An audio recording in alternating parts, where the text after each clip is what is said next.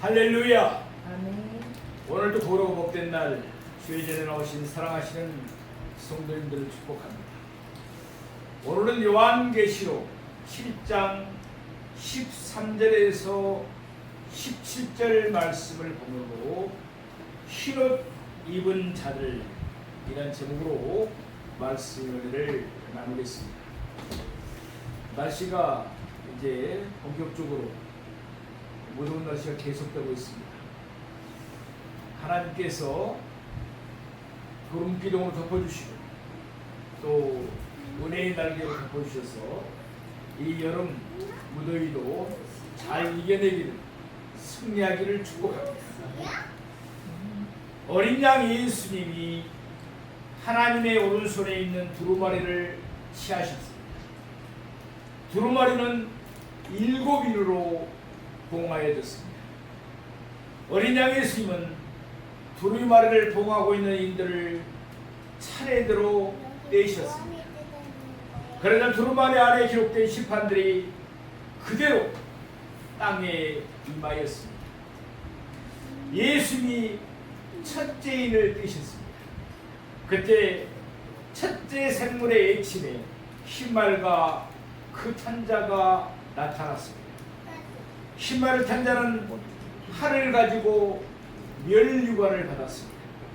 그는 나아가서 이기고 또 이기려고 했습니다. 이것은 미혹하는 자들이 많이 일어날 것을 말합니다. 예수님이 둘째 인을 떼셨습니다. 그때 둘째 생물의 애침에 붉은 말과 그 탄자가 나타났습니다. 붉은 말을 탄 자는 허락을 받아서 땅에서 화평을 제하여 버리며 서로 죽이게 하고 또 큰 칼을 받았습니다. 이를 곳곳에 전쟁이 일어날 것을 의미합니다. 예수님이 셋째 인을 떼셨습니다. 셋째 생물의 애침에 검은 말을 탄 자가 손에 조를 가지고 나왔습니다.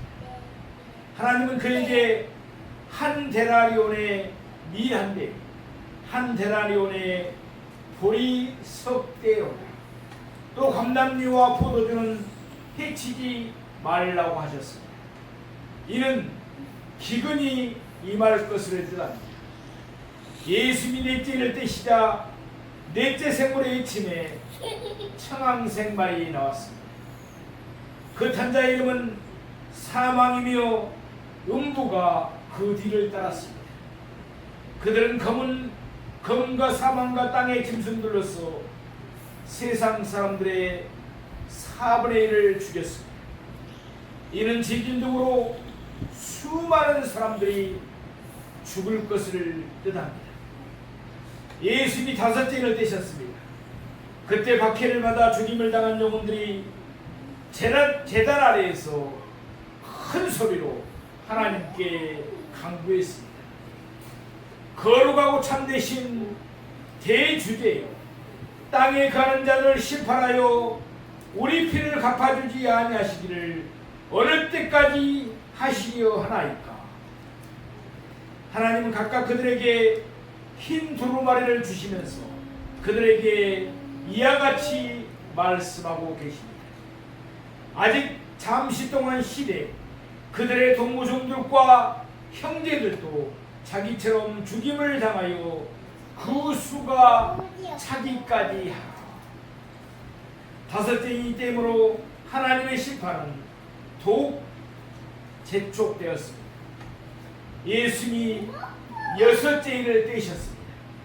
그러자 큰 지진이 나며 해가 검은 털로 짠 상복같이 검어지고 달이 온통 피같이 되었습니다. 또한 하늘의 별들이 땅에 떨어지며 하늘은 두루마리가 마른 같이 떠나가고 각 산과 섬이 제자리에서 옮겨갔습니다. 그때 땅에 가는 자들은 굴과 산들의 바위틈에 숨어 하나님의 얼굴에서와 예수님의 진노에서 벗어나려고 했습니다. 그러나 아무런 소용이 없음을 알고 그들은 이와 같이 절규했습니다. 요한계시록 6장 17절에 있는 말씀입니다. 그들의 진노의 큰 날이 이르렀으니 누가 능히 서리요. 그들의 진노의 큰 날이 이르렀으니 누가 능히 서리요. 예수님 마지막 7제를 떼시기 전에 요한계시록 7장은 바로 이 질문에 대한 대답을 제시합니다. 하나님과 예수님의 진노의 날이 이르더라도 두 부류의 사람들은 능히 설 수가 있습니다. 첫째 부류는 이스라엘 자손의 각 지파 중에서 인침을 받은 14만 4천 명입니다. 그들은 속량함을 받은 유대인들 중에서 처음 익은 열매 역할을 해야 할 사람들입니다. 그들은 하나님의 보호하심을 받으며 복음을 전하는 일에 쓰임을 받을 것입니다. 둘째로는 각 나라와 족속과 백성과 방언에서 나온 아무도 능히 셀 수 없는 큰 무리입니다. 이들은 흰 옷을 입고 손에 종려 가지를 들고 보좌 앞과 어린 양 앞에 서 있습니다. 그러면서 이들은 큰 소리로 자신들을 구원하신 하나님과 예수님을 찬송합니다. 오늘 본문의 말씀은 둘째 부류, 곧 흰 옷을 입고 손에 종려나무를 들고 보좌 앞과 어린 양 앞에서 서서 큰 소리로 찬양하는 이들을 설명하는 내용입니다. 그러면 이제부터 오늘 본문을 세 대지로 나누어서 좀 더 자세하게 상고해 보겠습니다. 첫째로 흰옷 입은 자들은 큰 환난에서 나오는 자들입니다. 오늘 본문 요한계시록 7장 13절 말씀 함께 보시겠습니다. 장로 중 하나가 응답하여 나에게 이르되 이 흰 옷 입은 자들이 누구며 또 어디서 왔느냐. 장로 중 하나가 응답하여 나에게 이르되 하나님의 보좌에 둘려 24 보좌들이 있습니다. 그 보좌를 위해서 24 장로들이 흰옷을 입고 머리에 금관을 쓰고 앉아 있습니다. 그 24 장로들 중에 하나가 나서서 요한에게 응답하고 있습니다. 물론 요한이 장로들에게 질문한 적은 없습니다.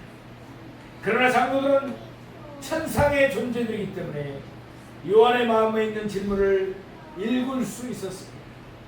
그러므로 24 장로들 중 하나가 나서서 요한의 마음속에 있는 질문들을 풀어주기 시작했습니다. 예수님의 가르침을 통해서 요한은 구원을 받은 자들이 적으리라고 생각했습니다. 우리가 잘 알고 있는 마태복음 14절에 7장 14절에 있는 말씀입니다. 생명으로 인도하는 문은 좁고 길이 협착하여 찾는 자가 적으니라. 또한 마태복음 22장 14절에 있는 말씀입니다. 청함을 받는 자들한테 태감을 입은 자는 적으니라. 더군다나 요한은 소아시아에 있는 교회들이 점점 쇠퇴하고 있는 것도 보았습니다. 그러므로 각 나라와 족속과 백성과 방언에서 아무도 능히 셀 수 없는 큰 무리가 보좌 앞과 어린 양 앞에서 서 있는 모습을 보자 요한은 놀라지 않을 수가 없었습니다. 이에 장로 중 하나가 요한의 마음속에 있는 의문을 풀어주기 위해서 요한에게 두 가지를 물었습니다. 이 흰옷 입은 자들이 누구며 또 어디서 왔느냐. 이는 장로가 몰라서 묻는 것이 아니라 요한에게 확실한 깨달음을 주기 위해서 질문하고 있는 것입니다. 우리 요한계시록 오늘 보면 7장 14절 말씀 함께 보시겠습니다. 내가 말하기를 내 주여 당신이 아시나이다 하니 그가 나에게 이르되 이는 큰 하늘 안에서 나온 자들인데 어린 양의 피에 그 옷을 이어 희게 하였느니라. 그 옷을 씻어 희게 하였느니라. 장로의 질문에 요한은 이와 같이 대답했습니다. 내 주여 당신이 아시나이다. 먼저 요한 장로를 내 주여라고 불렀습니다. 물론 이때 주는 그 장로가 신성을 가졌다는 뜻이 아니라 요한이 그 장로에게 종의를 표하기 위하여 사용한 칭호에 지나지 않았습니다. 창세기에서 사라가 아브라함에게 내 주라고 호칭한 것과 비슷한 것입니다. 곧이어 요한은 그 장로에게 이와 같이 말합니다. 당신이 아시나이다. 말하자면 이런 뜻입니다. 나는 모릅니다. 그러나 당신은 아시고 그러니 내게 설명해 주기를 바랍니다. 이처럼 요한은 자신의 무지를 고백하면서 동시에 그 장로의 설명을 요청했습니다. 요한의 요청을 받고 장로는 요한에게 이와 같이 일러주었습니다. 오늘 본문 14절 후반부에 있는 말씀을 보겠습니다. 이는 큰 한란에서 나오는 자들인데 어린 양의 피에 그 옷을 씻어 희게 하였느니라. 장로는 자신이 요한에게 던진 두 가지 질문을 역순으로 대답해 주고 있습니다. 먼저 장로는 요한에게 흰옷 입은 자들이 어디서 왔는지 설명합니다. 이는 큰 한란에서 나오는 자들인데 이들은 큰 한란에서 나오는 자들이었습니다. 마태복음 24장을 소계시록이라고 불리는 말씀이 있습니다. 그 가운데 나오는 마태복음 24장 8절에 있는 말씀입니다. 이 모든 것이 재난의 시작입니다. 첫째 인이 될 때부터 넷째 인이 될 때까지 일어나는 모든 일을 가르쳐서 예수님은 재난의 시작이라고 부르셨습니다. 이어서 마태복음 24장 21절에는 말씀입니다. 이는 그때 큰 환란이 있겠습니다. 창세로부터 지금까지 이런 환란이 없었고 후에도 없습니다. 여섯째인가 마지막 일곱째 인이 될 때 일어나는 모든 일을 가르쳐 예수님은 큰 환란이라고 부르셨습니다. 다시 한번 말씀드리겠습니다. 첫째 인부터 넷째 인이 때이는 동안 일어나는 일들은 재난의 시작입니다. 여섯째인가 일곱째 인이 때이는 동안 일어나는 일들은 큰 환란입니다. 그리고 그 사이에 있는 다섯째는 재난의 시작에서 큰 환란으로 넘어가는 과정입니다. 그러니까 흰옷 입은 자들은 바로 이 환란에서 나오는 자들인 것입니다. 오늘 본문에 흰옷 입은 자들이 어떤 식으로 큰 환란에서 나오는 자에 대한 나왔는지에 대한 설명은 없습니다. 분명 하나님의 말씀과 그들이 가진 증거로 말미암아 죽음을 당하는 자들이 많았을 것입니다.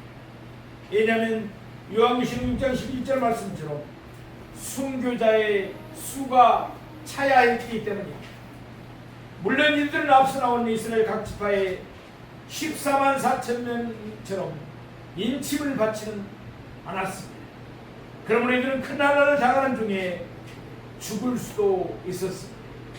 그렇지만 이들의 죽음은 하나님의 심판의 결과가 아니라 오히려 하나님의 심판을 면하는 길이었습니다. 또한 이들 가운데는 나이 들어서 구술을 다하고 죽은 자들도 없지 않았을 것입니다. 여하튼 이들 모두는 큰 환난에서 나오는 자들이었습니다. 다시 말해서 이들 모두는 큰 환난이 임하는 동안 하나님 은혜로 예수를 믿어 구원을 받은 자들인 것입니다. 큰 환난 때 모든 성도들과 특별한 인침을 받은 14만 4천 명, 각 나라의 족속과 백성과 방언에 흩어져서 힘써 복음을 전할 것입니다. 그들이 전하는 복음을 듣고 또한 큰 환난이 임한 것을 보며 큰 무리가 회개하고 예수님을 믿어 구원을 받을 것입니다. 이어서 장로는 요한에게 흰옷 입은 자들이 누구인지를 설명합니다. 14절 끝부분에 있는 말씀입니다. 어린 양의 피에 그 옷을 씻어 희게 하였느니라. 본시 이들은 죄로 묶인 더러운 옷을 입고 있었습니다. 흰옷 입은 자들은 어린 양이신 예수님의 피에 그들의 옷을 씻어 희게 한 자들이었습니다. 베드로전서 1장 18절에서 19절에 있는 말씀입니다. 너희가 알거니와 너희 조상이 물려준 헛된 행실에서 대속함을 받은 것은 은이나 금같이 없어질 것으로 된 것이 아니라 오직 흠없고 점없는 어린 양 같은 그리스도의 보배는 피로 된 것이니라. 아멘. 또한 요한일서 1장 7절 말씀입니다. 그가 빛 가운데 계신 것 같이 우리도 빛 가운데 행하면 우리가 서로 사귐이 있고 그 아들 예수의 피가 우리를 모든 죄에서 깨끗하게 하실 것이요. 아멘. 이와 같이 죄를 느낀 더러운 옷은 예수님의 피만이 희게 씻을 수가 있습니다. 그러면 어떻게 해야 예수님의 피로 씻음을 받습니까? 율법의 행위로는 절대로 되지가 않습니다. 요한계시록 7장 10절에서 흰옷 입은 자들이 찬송한 것처럼 구원하심은 하나님과 예수님에게만 있는 줄로 믿습니다. 말하자면 예수님의 독생자, 하나님의 독생자 예수를 믿을 때 예수님의 피로 씻음을 받을 수가 있습니다. 사랑하시는 성도 여러분, 흰옷 입은 자들은 큰 한란에서 나온 자들이었습니다. 이들은 예수를 믿어 예수님의 피에 그 흰옷을 씻어 희게 한 자들이었습니다. 그러므로 이들은 흰옷을 입고 손에 종려 가지를 들고 보좌 앞과 예수님 앞에 능히 설 수가 있었습니다. 세상에서 때로는 우리도 환난을 당할 때가 있습니다. 그럴지라도 끝까지 믿음을 잘 지키는 우리가 되기를 소망합니다. 그래서 장차 우리 모두도 하늘에서 흰옷을 입고 손에 종려가지를 들고 하나님과 예수님 앞에서 세세토록 경배하며 찬송하며 살기를 주님의 이름으로 축원합니다. 둘째로 흰옷 입은 자들은 늘 하나님과 함께 있습니다. 오늘 보면 요한계시록 7장 15절 말씀을 보겠습니다.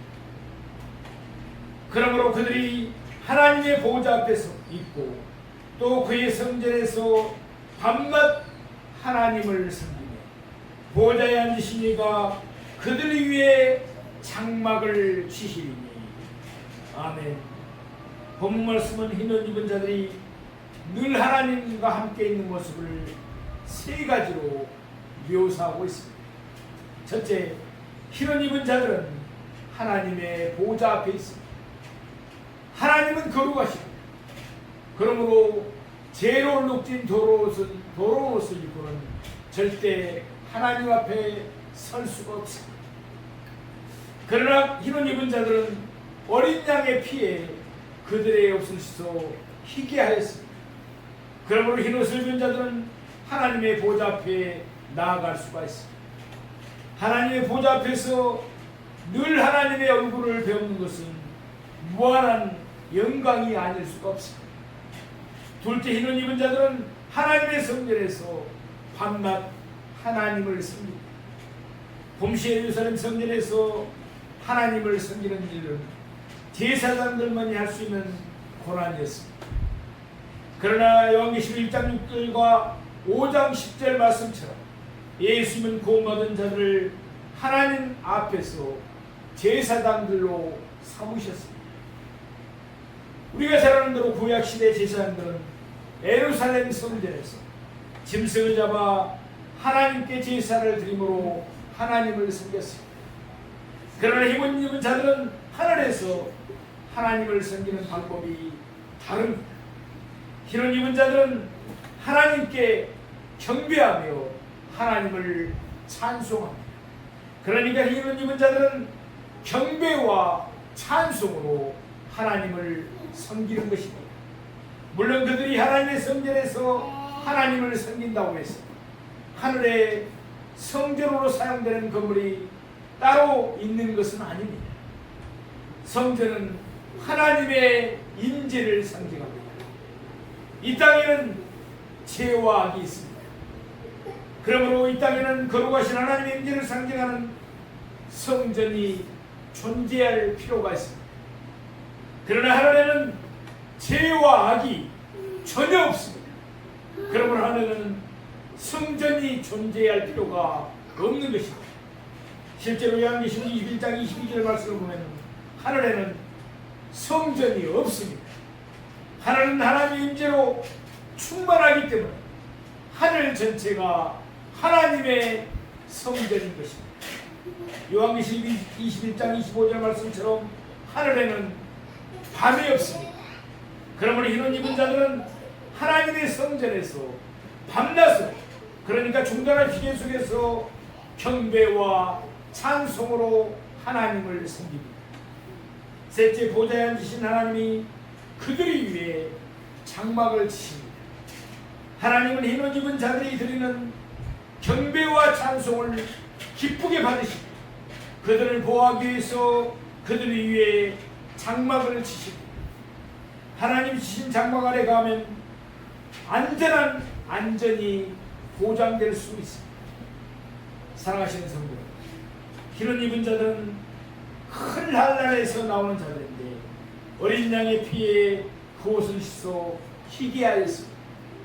그러므로 그들은 하나님의 보좌 앞에 있습니다. 그들은 하나님의 성전에서 밤낮 하나님을 섬깁니다. 또한 그들은 하나님께서 그들을 위해 장막을 치십니다. 말하자면 그들은 하늘에서 늘 하나님과 함께 있게 될 것입니다. 우리가 잘 알고 있는 찬송가 85장 1절에 있는 찬송입니다. 구주를 생각만 해도 이렇게 좋거든. 주 얼굴 배울 때야 얼마나 좋으랴. 우리도 그때를 바라보면서 선한 싸움을 힘써 싸워 달려갈 길을 힘껏 달리며 믿음을 굳게 지키기를 바랍니다. 셋째로 흰옷 입은 자들은 영원토록 복을 누립니다. 우리 요한계시록 오늘 보면 7장 16절 말씀을 함께 보시겠습니다.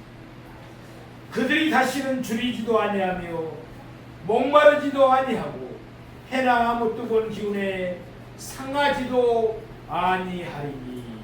아멘. 흰옷 입은 자들은 큰 하늘 안에서 나오는 자들이었습니다. 그들은 환난 중에서 많은 고통을 겪어야 했습니다. 16절 말씀은 그들이 겪어야 했던 대표적인 고통 세 가지, 곧 주림과 목마름과 뜨거움을 언급하고 있습니다. 그날 중 성도들은 심하게 박해를 받았습니다. 예컨대 요한계시록 13장 15절 말씀을 보면 그때는 짐승의 우상에게 경배하지 않으면 죽임을 당합니다.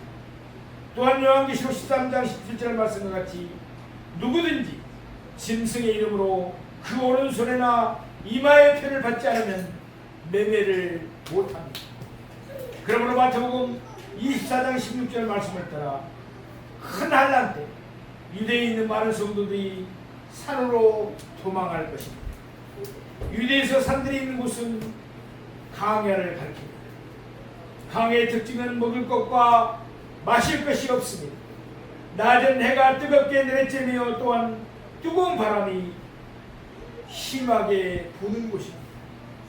그러나 이제 그들은 더 이상 그러한 고통을 당하지 않습니다. 다시는 그들이 줄이지도 아니하며 목마르지도 아니할 것입니다. 또한 그들은 해나 아무 뜨거운 기운에 상하지 아니할 것입니다. 그들은 세상에서 당하던 모든 고통에서 안전히 벗어날 것입니다. 우리 오늘 본문 요한계시록 7장 17절 말씀을 보시겠습니다. 이는 보좌 가운데 계신 어린 양이 그들의 목자가 되사 생명수 샘으로 인도하시고 하나님께서 그들의 눈에서 모든 눈물을 씻어 주실 것입니다. 아멘. 이는 앞절의 까닭을 밝히는 말씀입니다. 앞절에서 장로는 요한에게 흰옷 입은 자들이 다시는 줄이지도 아니하며 목마르지도 아니하고 해나 아무 뜨거운 기운에 상하지 아니할 것이라고 말씀했습니다. 이에서 장로는 요한에게 그 이유를 세 가지로 밝히고 있습니다. 첫째, 보좌 가운데 계신 어린 양이 그들의 목자가 되시기 때문입니다. 어린 양 예수님은 흰옷 입은 자들을 자신의 피로 사셨습니다. 이제 예수님은 그들의 목자가 되셔서 친히 그들을 돌보아 주십니다. 둘째, 예수님이 그들을 생명수샘으로 인도하시기 때문입니다. 요한계시록 22장 1절에서 2절 말씀처럼 하늘에는 생명수의 강이 흐르고 있습니다. 또한 강 좌우에는 달마다 그 열매를 맺는 생명나무가 있습니다. 그러므로 그들은 다시는 주림이나 목마름이나 뜨거움을 당하지 않습니다.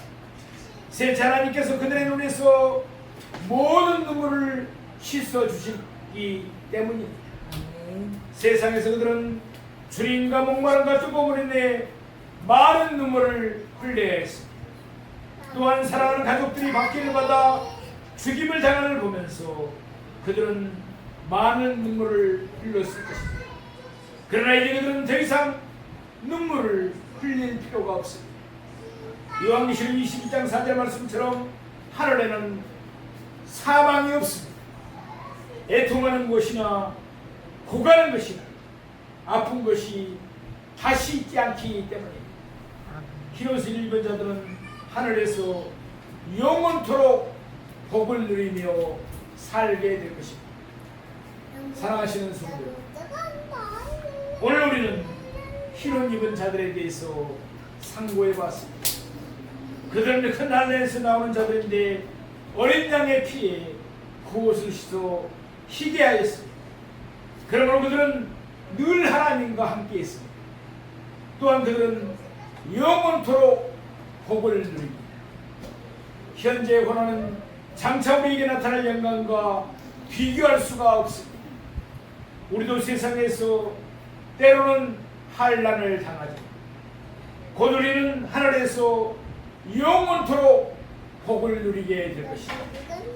그러므로 하늘에서 흰옷을 입은 그날까지 오직 예수님을 소망으로 삼고 믿음의 전진을 하는 우리 모두가 되기를 주님의 이름으로 축원합니다.